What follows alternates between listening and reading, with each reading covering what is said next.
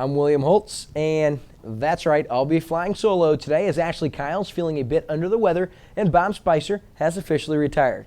So to Ashley, get better soon, my friend, and to Mr. Bob Spicer, well, enjoy your retirement and get some relaxing in, partner. Now for our Lake of the Ozarks news update brought to you by Lake TV and our partners and friends LakeExpo.com. Today's news update is sponsored by Yacht Club Power Sports and Advantage Marine. Today, we'll take a look at the future of the Gravois Fire Protection District. Sunrise Beach gets a little bigger, and no, not just because I recently moved to Sunrise Beach. A new scam has hit the lake. Find out how you can protect yourself, and some heartwarming stories of lake generosity. Plus, we'll take a look at events coming to the lake this weekend. That's after a message from Yacht Club Power Sports. Yacht Club Power Sports has expanded to ensure you have fun on both land and water, on the trails and on the road with Can-Am, Kawasaki, Victory Motorcycles, Arctic Cat, and Polaris, which introduces the 2015 Slingshot. On the water as the world's #1 Sea-Doo dealer and are proud to introduce the Supra and Moomba boat lines to the YC Power Sports family. Look for our new showroom this summer off Formula Way in Osage Beach, and you can find us off Highway 63 in Columbia. Yacht Club Power Sports, where the fun begins and never ends. What's in store for the Gravois Fire Protection District? Well, their future's up in the air as they face new budget challenges. Recent economic difficulty has resulted in staff cuts, and as operating costs increased, District Chief Ed Hancock says something needs to change. Board members are looking to hear from taxpayers about what they want from their fire department in the future. According to Chief Hancock, the district will need to reduce services or raise money through a voter-approved property tax increase. Reducing services would likely mean the closing of one or more firehouses, which would in turn increase insurance premiums. The board hopes to hear from taxpayers in each of the 7 districts this week. The City of Osage Beach and Camdenton School District officials have made it easier for motorists on Nichols Road to know how fast they can drive.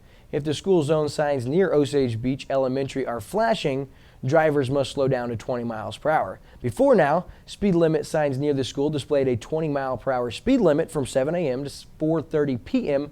Monday through Friday. The problem with these signs was that they didn't change during school vacations or when kids were released early. The new flashing signs will be easier for drivers to understand and more effective as they can be programmed for special events. Sunrise Beach has a little more space to call their own. After a 4-year process, the Sunrise Beach Planning and Zoning Commission approved the voluntary annexation of nearly 25 acres located on Lake Road 545. The properties include the Lucky Strike and Lakeside Village subdivisions and will be zoned single-family residential. The land is being added to Sunrise Beach so the properties can hook up with the village water and sewer system. Sunrise Beach is in the process of raising money for phases 2 and 3 of its sewer and water projects. The Morgan County R2 School Board has unexpected vacancy due to the resignation of Highway Patrol Trooper Anthony Piercy from the board. The board members have decided to review applications to temporarily fill his spot. If someone is selected, they will serve until elections are held in April of 2017. So if you're interested in the position, the board says to submit a letter of interest along with your qualifications and reasons for wishing to fill the school board seat. A letter of interest can be submitted to the administration office in Versailles until February 5th at 5 p.m. Camden County Sheriff Dwight Franklin is warning folks to be on the lookout for scammers on the phone pretending to be the IRS. According to Franklin, several locals have been contacted by scammers recently. The sheriff said the scam targets taxpayers all over the country, and it can be very convincing, even knowing personal information or threatening you with arrest. So here are some things you should know to protect yourself.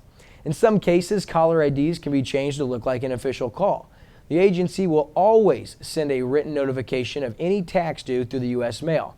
The IRS will never ask for credit, debit, or prepaid card information over the phone.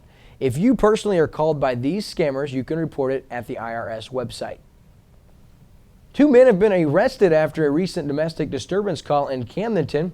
On January 15th, police say they found meth and drug paraphernalia at a local residence, and they then arrested 35-year-old Harold Ray Townsend of Camdenton.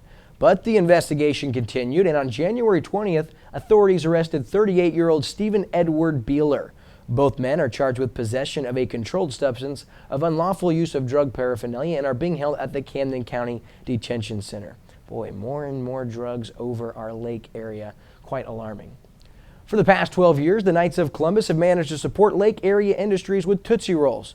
Well, actually a Tootsie Roll fundraiser where members stand outside local stores collecting donations to support folks with disabilities. In exchange for donations, Knights hand out Tootsie Rolls. Lake Area Industries is a sheltered workshop in Camdenton that provides meaningful employment for individuals with disabilities. Kevin Connolly and Bob Dieters from the Knights of Columbus happily presented a check from their 2015 drive to Lake Area Industries Executive Director, Ms. Tiffany Mawson. To learn more, visit lakeareaindustries.org.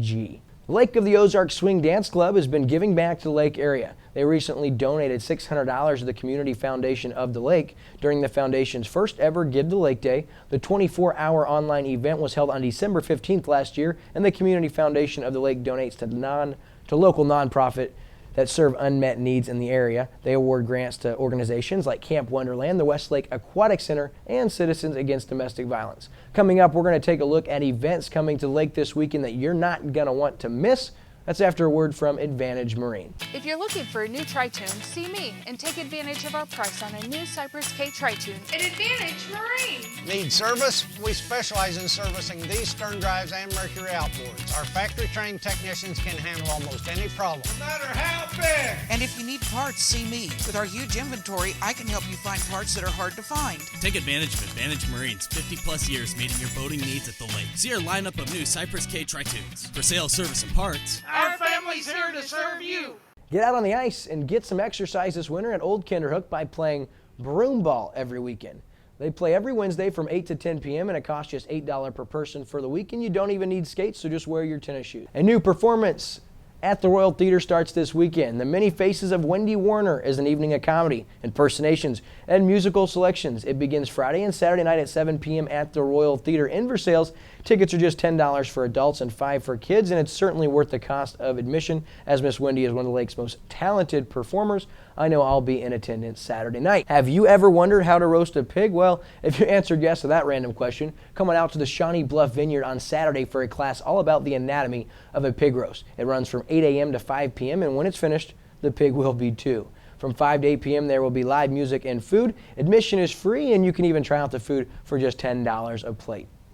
If you're in the mood to do some performing, you're in luck this weekend. On Saturday, auditions for the Lake Arts Variety Showcase will run from 10 a.m. to noon at the Stonecrest Mall in Osage Beach. The director is looking for all kinds of talent, including musicians, dancers, comedians, clowns, and poetry readers of all ages.